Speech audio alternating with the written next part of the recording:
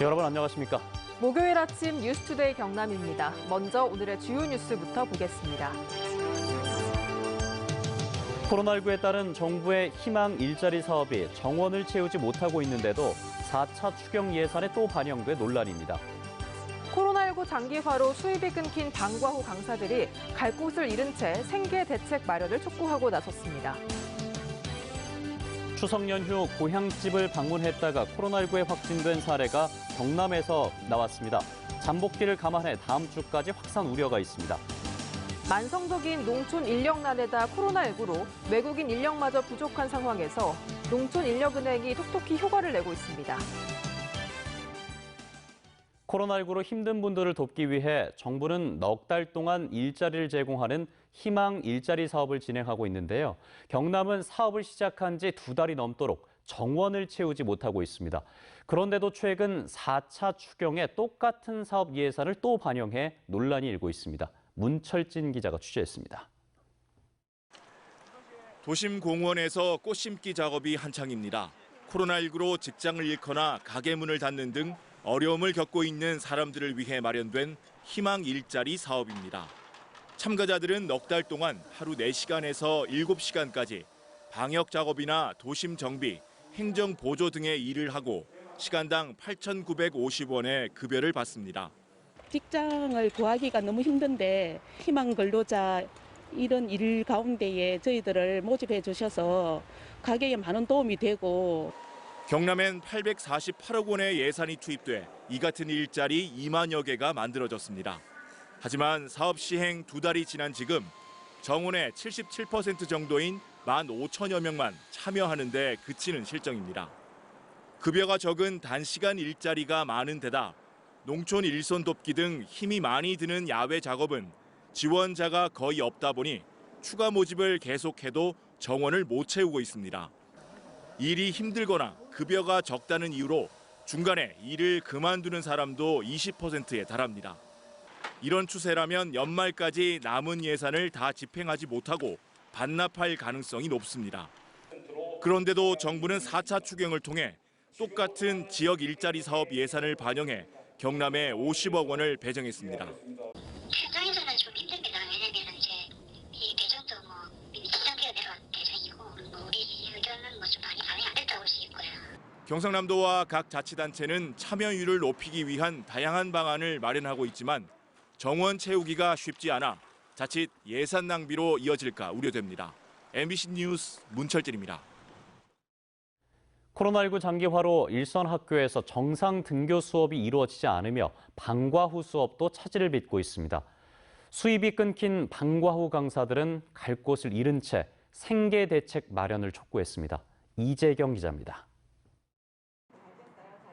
9년 동안 진주와 창원을 오가며 방과후 강사로 일해온 46살 권지영 씨. 코로나19로 방과후 수업이 중단되면서 다른 일자리를 찾는 게 일상이 됐습니다. 1학기 때는 돌봄 강사로 일했고 지난달부터는 지자체 공공근로 사업에 뛰어들었습니다. 정말 이제는 그 일마저도 끝이 나면 정말 이제 방과후를 떠나서 뭔가 다른 일을 좀 찾아야 되지 않을까. 현재 경남의 초중고교 978곳 가운데 42%인 412곳이 방과후 수업을 중단한 상황. 경남을 비롯한 전국의 방과후 교사 10명 가운데 8명은 월 소득이 전혀 없다는 조사 결과가 나오기도 했습니다. 수업 체계로 교육 공백 해결하자. 이들이 생계 대책 마련을 촉구하고 나섰습니다.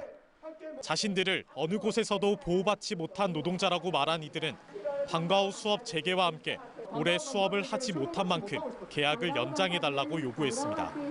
교육청은 관련 규정이 없다는 이유로 고용노동부는 고용보험 이해가입자라서 방과후 강사 생계 위기를 외면하고 있다. 경남교육청은 사회적 거리두기 지침이 완화되는 대로 방과후 수업을 활성화하겠다고 밝혔습니다. 2년 범위 내에서 학교 운영위원회의 심의 혹은 자문을 거쳐서 코로나19 상황으로 인해 수업을 하지 못한 기간 동안에서 계약 연장이 가능하겠습니다. 그럼에도 이 같은 경남교육청의 조치는 강제력이 없는 권고사항일 뿐이어서 방과 후 강사들의 생계 보장을 위한 보다 더 근본적인 대책 마련이 시급해 보입니다. MBC 뉴스 이재경입니다.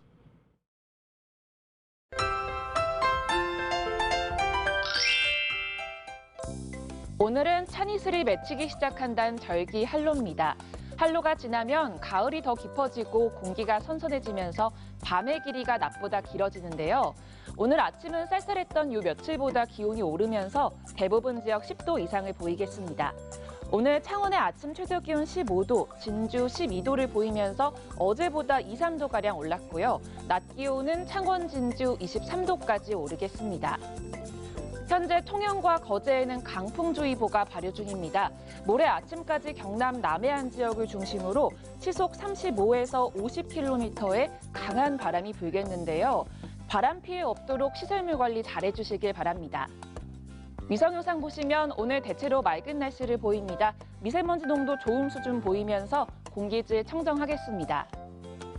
오늘 낮 기온 어제만큼 오르면서 예년과 비슷합니다. 아침 기온부터 살펴보시면 밀양 13도, 함안은 11도에서 시작하고요. 낮에는 밀양 23도, 김해 24도까지 오르겠습니다. 서부 지역 보시면 거창 9도, 산청 11도에서 시작합니다. 낮에는 거창 22도, 사천 24도까지 오르겠습니다.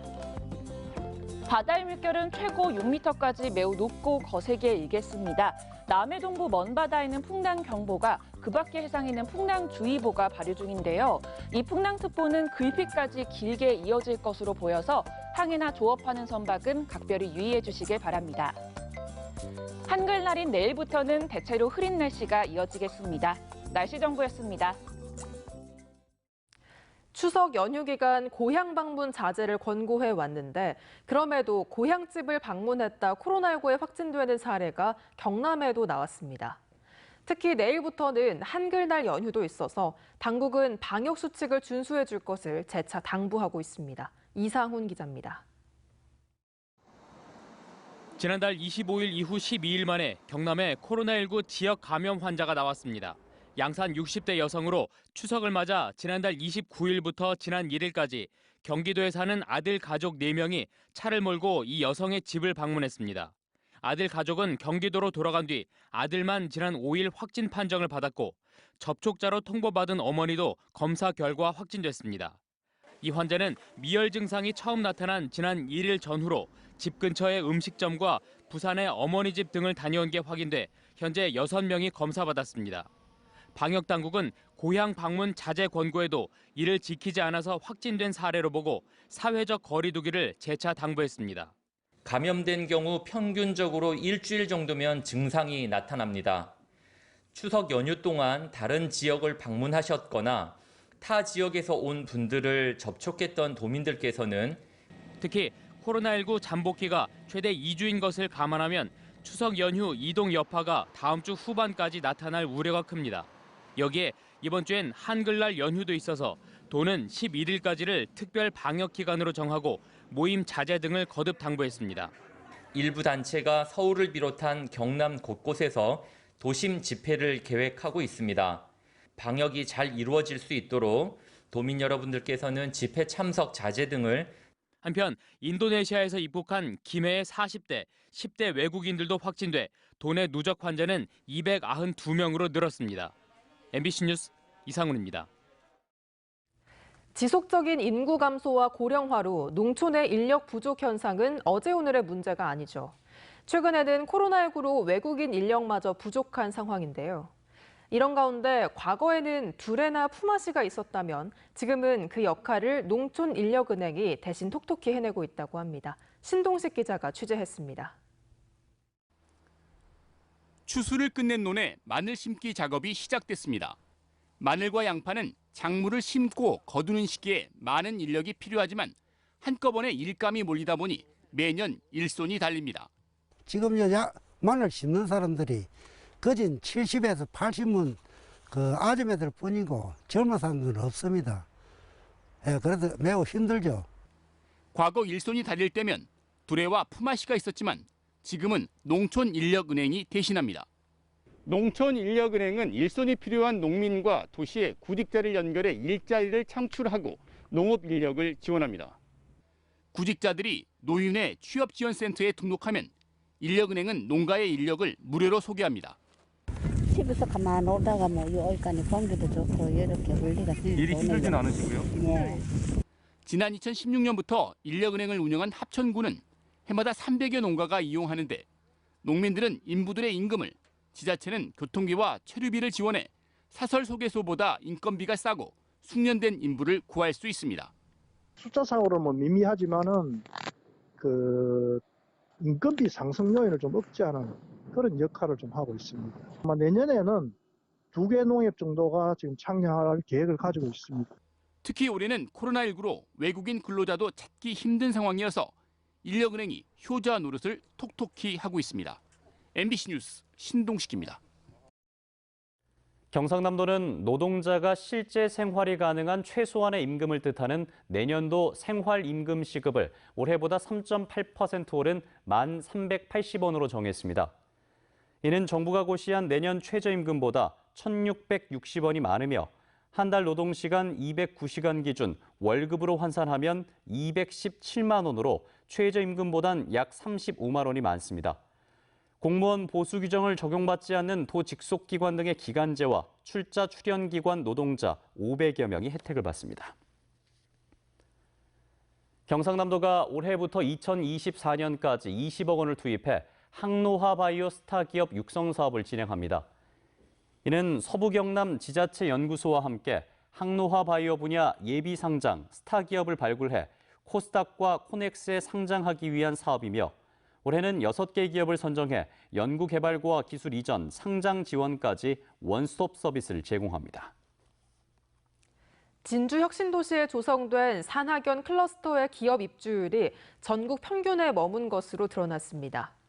민주당 송갑석 의원이 국토교통부로부터 받은 혁신도시 산학연 클러스터 기업 현황에 따르면 진주 혁신도시의 기업 입주율은 31.9%로 전국 평균인 30.2%와 비슷해 공공기관, 산하기관과 협력업체의 동반 이전이 더 필요한 것으로 분석됐습니다. 환경부의 국립공원 구역 조정안에 반발해온 남해군은 국립공원 구역 조정 추진단과 한려해상 국립공원 측과 3자 협의체를 구성해 공원구역 조정 실무 협의를 하기로 했다고 밝혔습니다. 남해군은 오는 12월 공원계획 변경 결정 고시가 예정된 만큼 실무 협의에 속도를 내기로 했다고 덧붙였습니다. 창원시 마산회원구 회성동에 추진 중인 자족형 복합 행정타운과 관련해 일부 주민들이 사업 중단을 요구했습니다. 이들은 아파트 6,200가구 중 임대 아파트가 2천여 가구인데 인근 주택 가격이 폭락하며 주민 재산권 침해가 우려된다고 주장했습니다. 이에 대해 창원시는 복합 행정타운이 마무리되는 2026년엔 현재 5천 가구인 미분양이 모두 해소돼 아파트를 더 공급해야 한다며 사업 추진 필요성을 강조했습니다. 김해시가 경상남도의 생태하천 복원 사업에 4년 연속으로 선정됐습니다. 김해시는 지난 2018년 주천강부터 조만강과 용성천에 이어 내년 장유 대청천 지류 무계 소하천까지 4년 연속으로 생태하천 복원 사업에 선정돼 국도비 448억 6천만 원을 확보했다고 밝혔습니다. 창원시가 마산국화축제를 마산국화작품전시회로 이름을 바꾸고 24일 개최해서 30일로 연기해 열기로 했습니다. 시는 코로나19 확산 예방과 시민의 안전을 위해 행사 기간은 30일부터 10일간으로 단축했고 입장 시간도 오후 5시까지로 축소했습니다. 해양신도시에서 열리는 올해 행사장에는 사전에 예약된 인원과 차량만 입장해 차량 이동식으로 관람할 수 있으며 온라인으로도 중계할 방침입니다.